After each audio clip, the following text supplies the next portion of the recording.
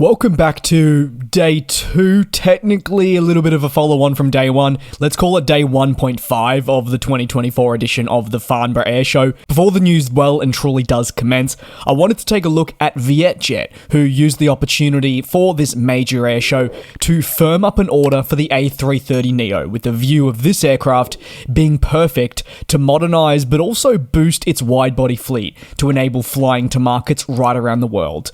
This deal is not new. It's because an MOU was signed in February of 2024. At that point, the company said that they would eventually firm that up, but of course they've used the Farnborough Air Show as the prime time to make this official.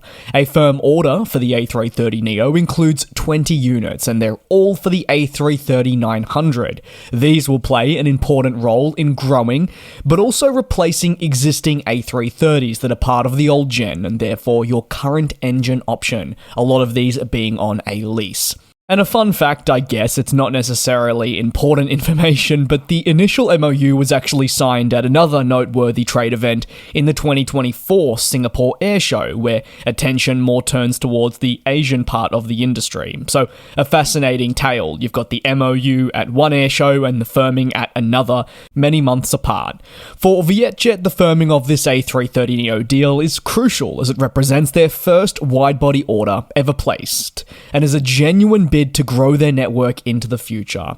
While international markets will obviously be the ones that will benefit from the addition of this aircraft in the future, VietJet doesn't believe this sector will be the only one to see positive repercussions of the new aircraft. In a press release, the airline stated the aircraft will also be deployed across regional services, and more importantly, regional services that require a higher capacity plane that'll also bring with it truckloads of efficiency. Ultimately, this added efficiency will benefit economics and therefore financial performance right across the business, while helping too to meet sustainability goals. These factors, among many others, are core reasons why airlines look to purchase new aircraft, such as the A330neo, for their fleets. VietJet is really entangled in a process of modernizing its fleet, and while they take a look at the Airbus A330neo orders that is fresh in the minds of many, this is just one part of a lengthy jigsaw puzzle that includes other Airbus next-gen types as well. Once all of these aircraft are delivered and therefore operational, the airline believes the benefits will be clear, and its role within the Vietnamese sector, and even broader markets, will undoubtedly be felt.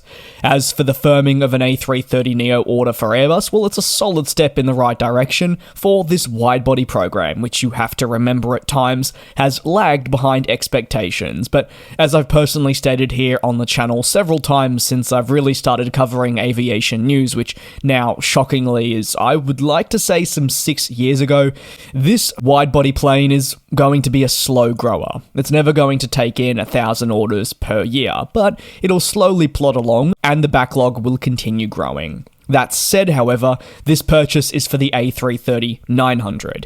It really remains the sole variant that exists for most companies. It carries the bulk of the orders, and I wouldn't blame you for sometimes forgetting that the modest Dash 800 also exists in the A330neo family, but as long as there's orders, well, it's a positive. With that being said, thank you very much for your support here on the channel. Stay tuned as day 2 officially commences, and there's lots to take a look at. There's going to be updates on Boom Supersonic, more aircraft orders, and so much more. And we'll fly.